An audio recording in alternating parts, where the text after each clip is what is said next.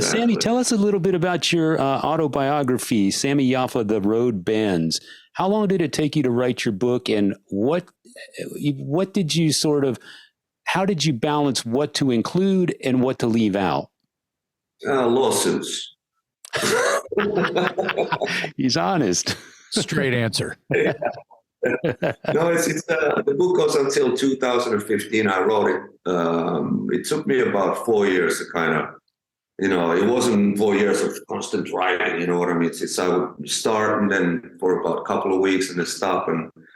And suddenly I realized I'd gone from like my birth until 2010. And had so much stuff that I realized I needed some help with it. And I got in touch with a friend of mine, this Finnish writer over here, who kind of edited and put it together and made it so it's not 1,000 pages, you know what I mean? And made it readable. And then it took another, I got contacted by Rare Bird about, I think it's now about 2.5, 3 years ago, something like that. And we went through trying to find a good translator for it, because it's not easy to translate from Finnish lingo into my weird English. You know what I mean? And I really wanted it to sound like, in both books, to sound like me. I didn't want it to sound like, somebody wrote it for me. Right. So that's why it took a little while. And the same thing with the English translation. It took a little while to get it right.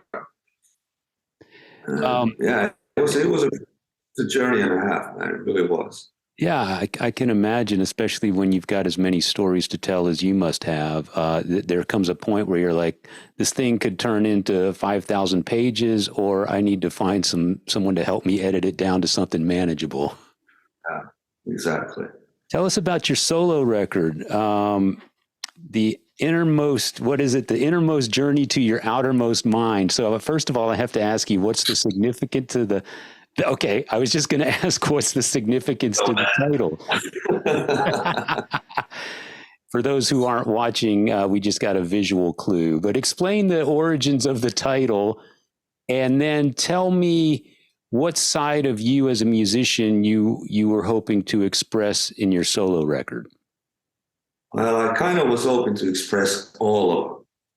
And that's why the record is so kind of varied. It's like I grew up, on Clash, and I grew up on Stones, and I grew up on the Ruts and stuff like that, when it wasn't kind of like genre specific. You could have on the same record, like on the call, you can have ska, you can have jazz, you can have old school rock and roll, you have punk rock, you can have everything you want, as long as it has kind of a red thread through it, that it still sounds like the same band, same guy. So I kind of took that as my lead on putting the record together, and I just wrote a bunch of stuff that felt natural. And there's a little bit of gypsy punk in there, and there's reggae in there, and there's a little bit of Tom Waits in there. There's a lot of punk in there. There's some heavy riffy rock and stuff like that. And it's just once I had the songs together, I realized that this is going to flow really nicely together.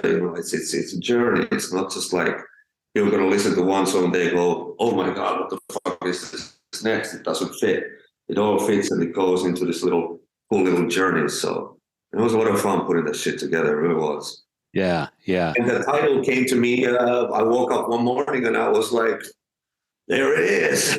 I mean, we did the Dolls record, New York Dolls record. It's when David Johansen came into the studio and said, I got the title. We were like, well, what is it? One day it will please us to remember even this. We're like, yeah, but what's the title? That's the title. So I kind of come from the David Johansen school of titles. It's a very, very good one. I love it.